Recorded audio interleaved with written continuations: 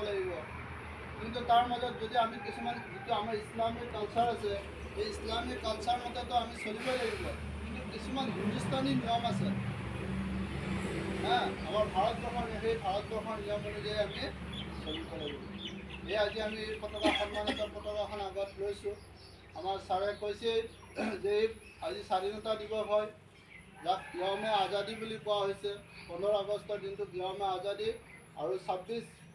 জানুৱাৰী গণতন্ত্ৰ দিৱসটোক য়মে জমহুৰিয়া বুলি কোৱা আৰবী ভাষাত আজি য়মে আজাদী এইকাৰণে কোৱা হয় যে আজি আমাৰ দেশখন স্বাধীন হৈছিল তাৰ পৰা ব্ৰিটিছৰ হাতৰ পৰা ব্ৰিটিছৰ আক্ৰমণৰ পৰা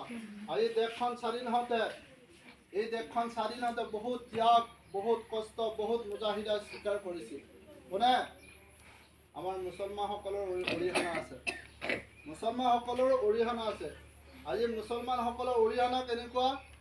কৈছে ডাঙৰ ডাঙৰ আলিমসকলে দেশ স্বাধীনৰ কাৰণে ইংৰাজৰ লগত কৈছে আগুৱাই গৈছিল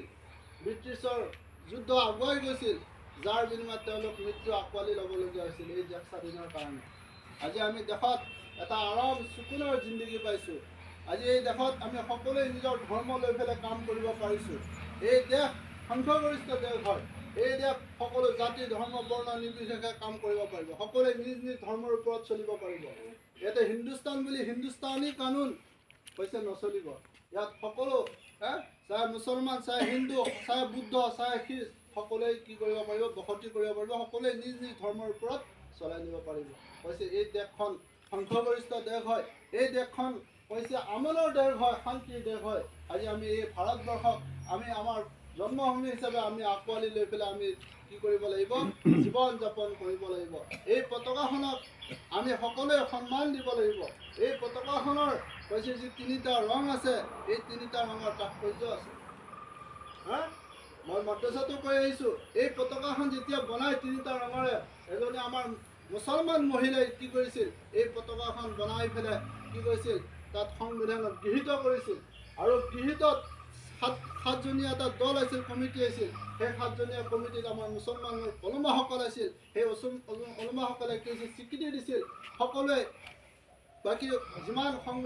কমিটি আছিল সকলোৱে মানুহে কৈছিল এই পতাকাখন গৃহীত হৈছে আৰু এই পতাকাখনেই কি হৈছে আজি ভাৰতত কি হৈছে শূন্যত উজ্বলি আছে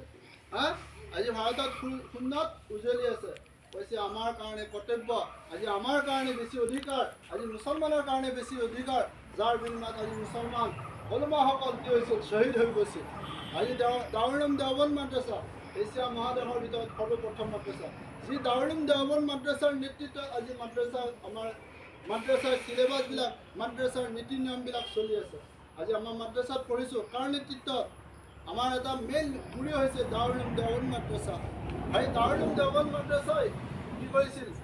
স্বাধীনতাৰ কাৰণে কি কৰিছিল সংগ্ৰাম কৰিছিল আগুৱাই গৈছিল যাৰ বিনিময়ত আজি আমি শান্তিৰ জিন্দগী শান্তিৰ এখন দেশ পাইছোঁ কৈছে এই দেশৰ শান্তিৰ কাৰণে আমি সকলোৱে দোৱা কৰোঁ যাতে আল্লাহ তাআলা আমাৰ এই দেশত সকলোকে জাতি ধৰ্ম বৰ্ণ নিৰ্বিশেষে সকলোকে পৰস্পৰৰ মাজত মিলা প্ৰীতিৰে জীৱন যাপন কৰিব দিয়ে তাৰ কাৰণে এইখিনি কৈ সামৰণি মাৰিছোঁ আল্লাহ তাআলা আমালোকক